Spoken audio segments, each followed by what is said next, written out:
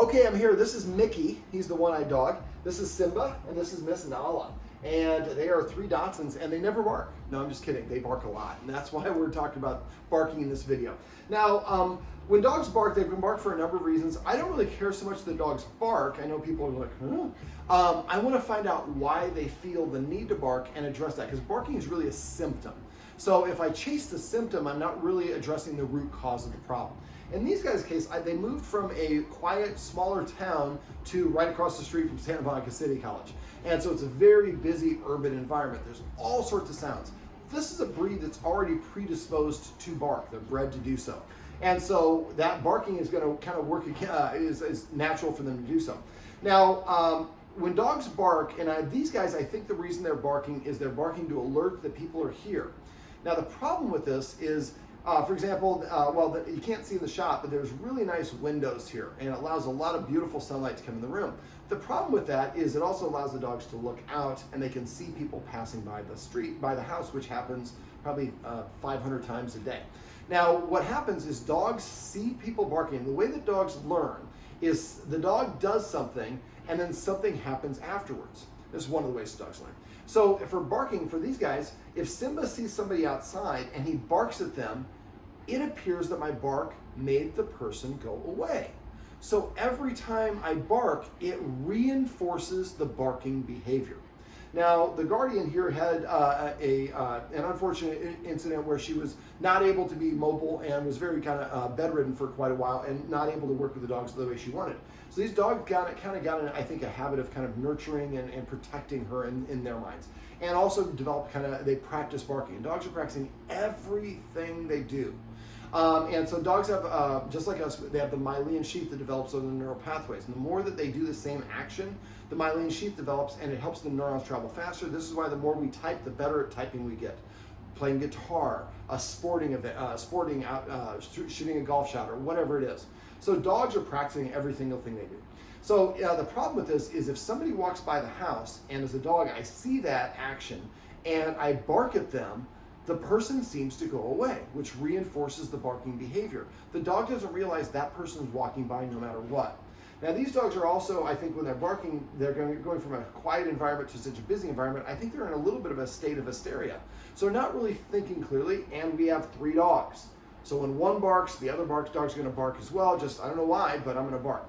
So so the guardian did something which is something I have been telling people for years, and so to her credit, she did something that she's done some good research. She basically put a kind of a smoking on the bottom portion of the windows. And I've been telling people to do this for years. We call this management or maintenance because the dogs are short. They can't see out the top of the window. It still allows the light to come in. Since it's it's just really a filter. And so now the dog doesn't get the validation. If I bark, I don't get to see the person go away. So I don't get rewarded for barking. It's a genius thing to do, and the guardian noticed that it had a big impact, but I was a little bit surprised why she didn't have all of the windows the same treatment. And I know we like light in there, and this might be something that we can gradually diminish. So what I would recommend strongly is that we do that at the same height and probably over here, since they can't get up, we probably don't need the same height, but unless they can from the couch, I guess we would. So the same height for all these windows across. Now, it takes about 2.5 months for the myelin sheath development of the neural pathway, but every time the dog practices the undesired behavior, that undoes a little bit of our work. So I usually recommend for about 3 months to have those up. Now we're Southern California, so it's pretty much summer all year long. So what I would do is I would put that up across all those windows, and after 3 or 4 months, the dogs have gotten out of a habit of barking so much because they're not triggered 500 times a day. Dog training is a numbers game. This setup is the exact perfect scenario to teach dogs to bark. So if we don't want the dogs to bark, it is unreasonable for us to ask them to change their behavior if we don't change their environment. So if we put that up for 3 or 4 months and the dogs have now practiced not barking and we're working on the technique I'm about to show you, then we can gradually take an inch off of that smoking and have that gradually come down very progressively. So after a while, we get to the point where the windows are no longer covered and the dogs are out of a habit of barking. Now, because this is a busy area, that might not be ideal. We might need to leave it up there, but you never know. Now, I also talked to the guardians about potentially getting some fluoxetine, which is the doggy Prozac, for young Miss Simba here. or Nala here, excuse me, Simba's right there. Now, I'm not a veterinary behavior, so I can't prescribe medication. I can only say that in this case, because she is such a high level of anxiety, she has a lot of cortisol in her blood, based on my opinion. And that's going to amplify all of her anxieties and her fears and phobias. Also, when cortisol is released in our blood, it stops all non-essential body functions. So your so your circulation goes faster. Your hair slows growing or stops growing, digesting food. That's why you lose your appetite when something really suddenly happens to you or jarring. So this probably impacts her, and so now she is kind of in an agitated state of mind, which is going to contribute to the barking. So fluoxetine could be a remedy that would help dim the anxiety a little bit. Yes, that's a good celebrate right there. And that could dim that anxiety a little bit and make it easier for her to learn to not bark. Now, what I'm going to do here is I'm going to go over something called counter conditioning, and I'm going to grab some more treats.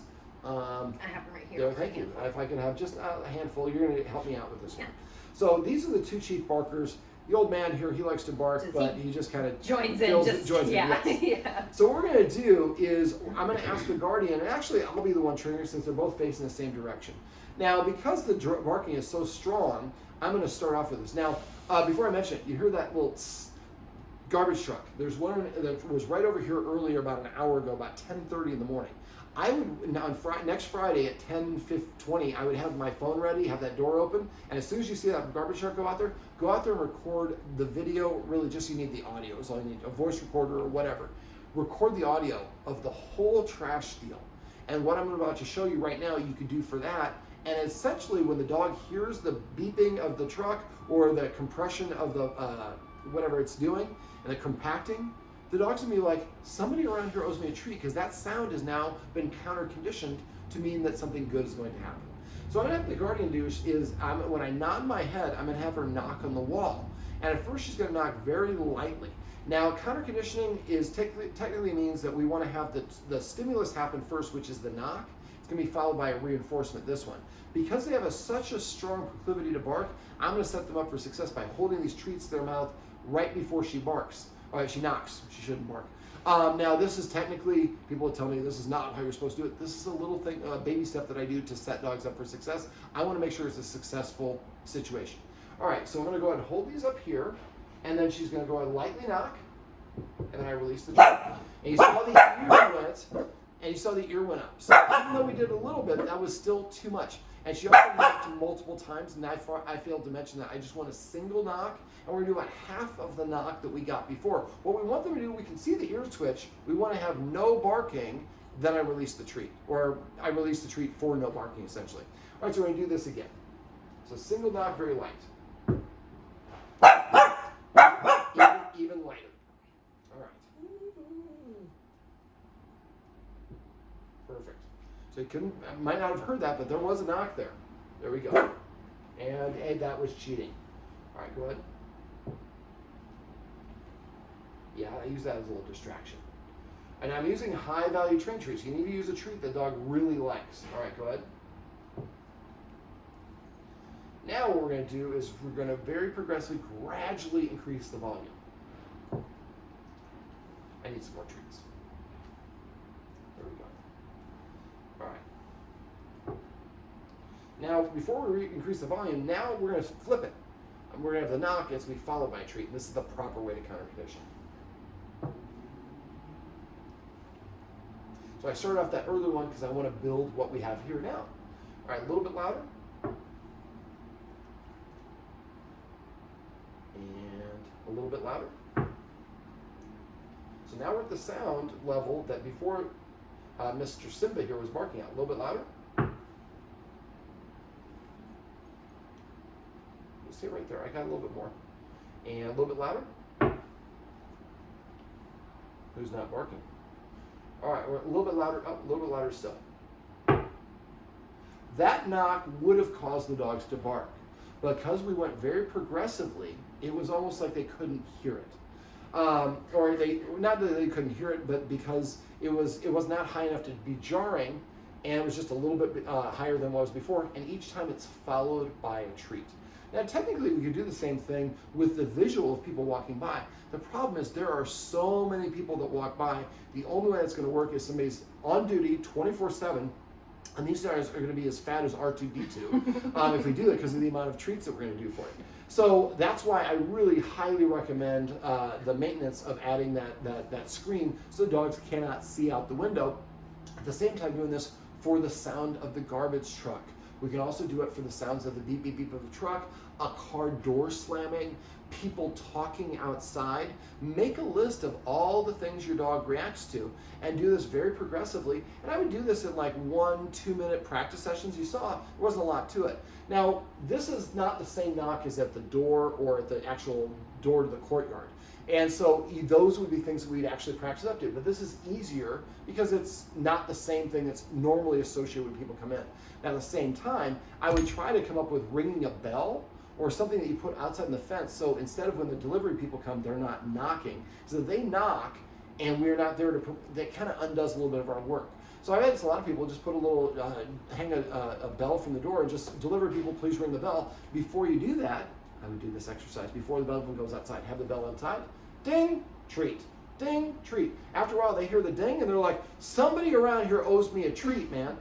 And so now we've, instead of, the problem with what a lot of us do when our dogs bark is we yell at them to be quiet. All attention is validating to dogs. And while we need to say, I am unhappy with you when you bark, the dog says, when I bark, I made the people go away, and look, my human agrees with me, he's yelling at you too. The dog, you can be staring right at the dog still thinks that you're either yelling at them, or he agrees with me. He's also barking in the human way with saying, no, stop that, or whatever. You punish the dog with a spank, that's going to damage the relationship with the dog, and he is not going to stop. And then what's been amazing for me, it was over 10 years of doing this, I see people like, they keep on yelling at the dogs to shut up for years, and it doesn't work. So the great thing about this, we just saw this works. And so I know you're giving a lot of treats, but if you're basically mindfully doing this and systematically desensitizing them and counter-conditioning them from all these sounds, eventually these sounds are a positive thing. Now the doggy Prozac can also help her not feel quite so anxious. You want to get down, buddy? There you go. And so that makes that's going to also speed up the process. We can also give them some exercise before we practice this or before the times when the most people are going to be coming by. Yes. And those are also nice ways to help the behavior. Now, you use a bark collar, that will guaranteed make it worse in this situation. Because if you use a bark collar, and I don't think this guardian would do that, but a lot of people watch my videos would be like, oh, a bark collar stops it. All you're doing is suppressing the behavior. So now I look at somebody and it shocks me in the neck when I bark. Whatever I'm looking at when it shocks me is where I think the shock came from. So that son of a gun that I really didn't like, I super don't like now because he's the one that's shocking me, the way that dogs think about it. And so this is why we don't want to do those sort of punishment-based methods. And because the suppressive behavior, it's like if you have a dog that growls or bares teeth and you punish it or tell it not to, we think that as aggression. We're like, okay, I'll get the message. Eventually, I won't growl or bare my teeth. I'll simply go straight to a bite. We definitely don't want. That's one of the most difficult things that we can have to fix. Now, the last little thing that we can do is we can also use what's called a positive interrupter. So let's say that young Simba here sees that there is the Black Panther, whoever Simba's nemesis was in the movie, I can't remember. So he sees the person out, or the thing out there, but he hasn't barked yet. I can go. Now the guardian here can't make that sound. So I would recommend saying the other two positive interrupters that we use, which would be beep, beep, beep. You saw the, I don't know if you can see it with the shot, but the old man got up for that one. Puppy, puppy, puppy. So what we do is we're distracting the dog. Because again, remember, if we say no or stop, we're rewarding the dog for barking. I know it seems counterintuitive. I will guarantee that's what's going on. Studies have shown this. Yelling at a dog will make it worse. But if the dog, you can interrupt the dog before and they turn their head away, and then you say, offer him a treat, and he had to trot away from the window, and then he got his reward. And now, if you're going to use this one, you probably need to load it. So I'd be walking around the house going beep beep beep, treat. Walk around there somewhere else, beep beep beep, treat, or whichever the sound is. Make sure you're saying it 3 times in a high-pitched cadence, just like I did, in kind of an excited voice. I would practice this 2 or 3 times a day. You can practice more than that. Every dog is unique. You don't want to practice so much that the dogs are reactive or it's taxing for them. But if you do it properly, eventually they hear the knock on the wall, and then instead of barking, they're looking around to see who's going to give me a treat. Well, this is my buddy Simba, and I think, Miss Nala's over there. She's out of the shot, and the old man's on the floor. But these are some tips and tricks that you can use if you have a dog that likes to bark at people who pass by your house.